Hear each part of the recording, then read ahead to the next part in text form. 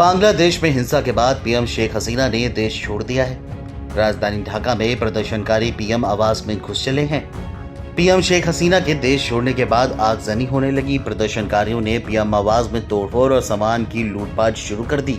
ये स्थिति बिल्कुल वैसी ही है जैसे 1 साल पहले श्रीलंका में राजनीतिक संकट के दौरान दिखी थी। श्रीलंका में भी आर्थिक संकट के बाद जनता में आक्रोश पैदा हो गया था।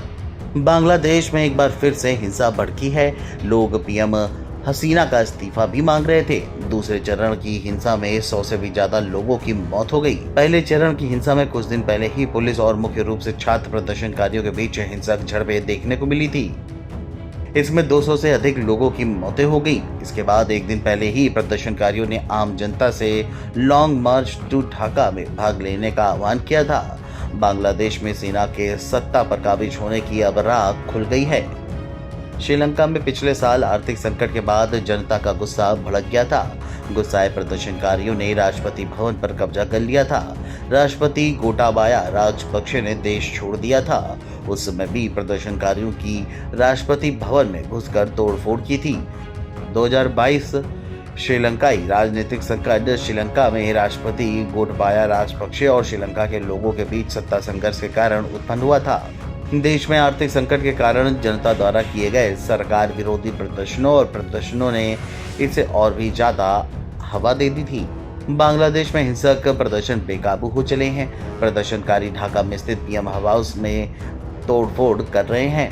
वहीं शेख हसीना ने प्रधानमंत्री पद से भी इस्तीफा दे दिया है। कहा तो ये जा रहा है कि वो भारत की शरण लेंगी। छात्रों के प्रदर्शन से शुरू हुआ आंदोलन इतना कैसे बढ़ गया कि शेख हसीना को अपना ही देश बांग्लादेश छोड़कर जाना पड़ा। शेख हसीना के बैकफुट पर जाने के कई कारण भी बताए जा रहे हैं। बांग्लादेश में शेख हसीना सरकार इस्तीफा दे चुकी है। शायद सेना के साथ सेफ पैसेज के तहत उनको देश से बाहर जाने दिया गया। वह देश से बाहर निकल चुकी हैं। हाल ही में बांग्लादेश में चुनाव हुए थे और वहां सभी विपक्षी दलों ने चुनाव का बायकॉट भी किया था। अब सबकी नजरें बांग्लादेशी सेना पर है, जो या तो खुद सत्ता संभालेगी या बाहर से किसी तदर्थ सरकार को समर्थन देगी, जैसा वो पहले भी कई बार कर चुकी है। कहा तो ये भी जा रहा है कि हालात और बिगड़े तो बांग्लादेश की सेना देश की सत्ता पर कब्जा कर सकती है। बांग्लादेश बनने के बाद कई बार वहां सेना तख्ता पलट कर चुकी है, लेकिन 90 के दशक से वहां सत्ता किसी सियासी पार्टी के साथ ही रही है। Video desk NBT online.